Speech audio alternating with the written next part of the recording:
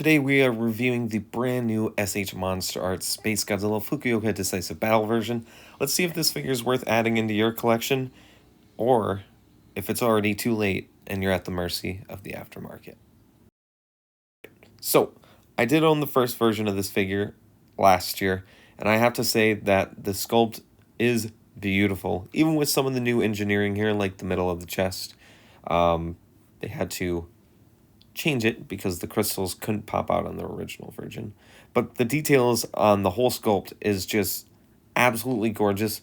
I am still impressed 12 years later at how wonderful this figure looks. It does have some painting issues here on the toes. You know, nothing too major, nothing too bad. The fingernails actually look really well. And the paint, I'm loving the darker paint on this one rather than the blue. The red on these dorsal plates and on the bleeding crystals, it looks pretty good. It's random, it's not the same across every figure, and it's not the same across on each figure, so it's not symmetrical. And I think that's okay, because it's not symmetrical in the movie. They kind of blink and radiate in and out as they go. It is a cool effect. I will say maybe the reds could have been a little bit brighter. And when we get down here to the painted bits definitely could have been a little bit more red as well and not as flat. But for the most part, the paint up until the tip of the tail is really good.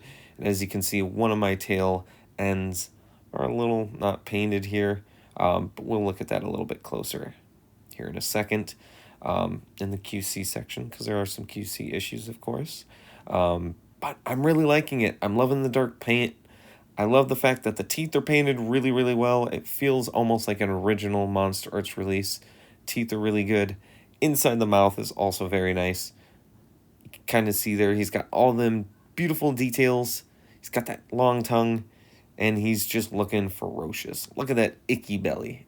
Icky, icky, icky. But it's beautifully detailed. Alright, so like I said, there are some QC issues. Mine, the head, is... the eyes aren't the best. They're definitely not even. And, and the head pops off a lot. So let's just keep it off for a second. We have one eye that's looking forward, and we have one that's a little bit more crossed. When you look at it from the side, each eye looks really, really good. They look fine. But when you're looking at it head first, it's a little weird. They seem to have messed with the peg here. I remember it being longer than this, and that's why it keeps popping out so easily, but I could be wrong. That horn as well in the center, I think I can reheat it to fix it. I think the special color version had the same issue. And as I said earlier, the tail, one of my crystals isn't fully painted, but I think it gives a cool illumination effect, so we can forgive it. Alright, the articulation on this figure regrettably wasn't improved. In fact, it may have been, may have had a de-evolution with this neck piece. I do remember mine being able to look down a little bit more. It definitely can look up more, which I'm impressed with. The bottom neck joint moves more, but it almost can't look down at all, which is slightly disappointing. They were able to fix the issue with the mouth, where the mouth can actually open on this one. The original release, it had issues. I also believe the special color version fixed that, but I haven't owned it yet. Because the chest is new, we do get actual chest articulation, which is super nice. The arms can go up and a little bit out, not very far out, but a little bit. The elbows bend in a 90-degree angle. The wrists are a bit tighter than they used to be, but they both still move around. They can articulate. They look good. The legs, I wish they would have re-engineered the legs and the tail. I'll just say it early. The legs are super limited. We could have used new joints. The knees are good. The knees are good, and the ankles themselves are really good. We've got a lot of forward, backward, and pivot, especially on the left foot. The right foot's a little bit more limited, but those hips definitely could have used that brand new engineering that they've kind of been doing to the newer figures with the newer sleeves. And the tail is super limited. You can almost get it all the way flat. That's kind of nice. But you can't get it, basically you can't get it up in an L. and you can't do the nice swerve that the Heisei's and normal Godzillas can do. It does have a pretty okay curve, but like I said, a re-engineering to have that tip go all the way around would have been nice. Alright, so for accessories, we have the normal crystals, which you've kind of already looked at, so we're going to kind of skip. These are labeled on which side they go. They also have a certain shape that they plug into, so they can't be interchanged on each side. They go on a very specific side. The broken crystal shoulder pieces are very, very nice. I love the red that they are. I like the detail up in here. Now, yes, they maybe could have put a little bit more dark paint there to kind of show that it was on fire and exploded, but I think the effect is more than fine here.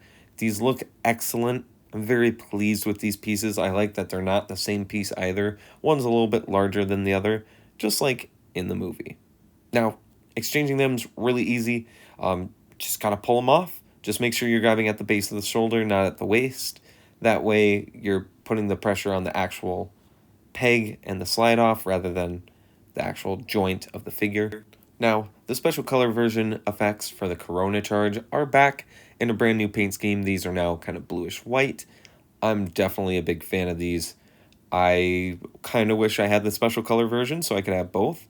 And I'll admit, I wish the actual Corona effect from the first release was issued here, but it was a first wave issue for that original figure, and the chances of it coming back are probably unlikely due to that reason.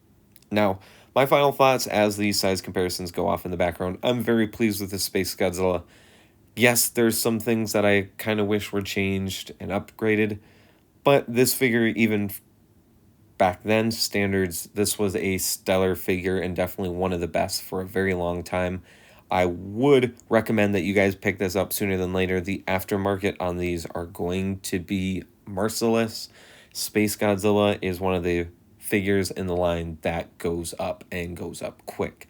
So if you don't want to be spending $1,000 on this figure, please go to Amazon. Please go to Beast of the East. That's where I personally got mine. Pick this up, pre-order it however you want to, and make sure you get it before it's out. That's the end of the review, guys. Thank you guys for watching. I appreciate the support. Please like, comment, and subscribe, and I'll see you guys in the next review.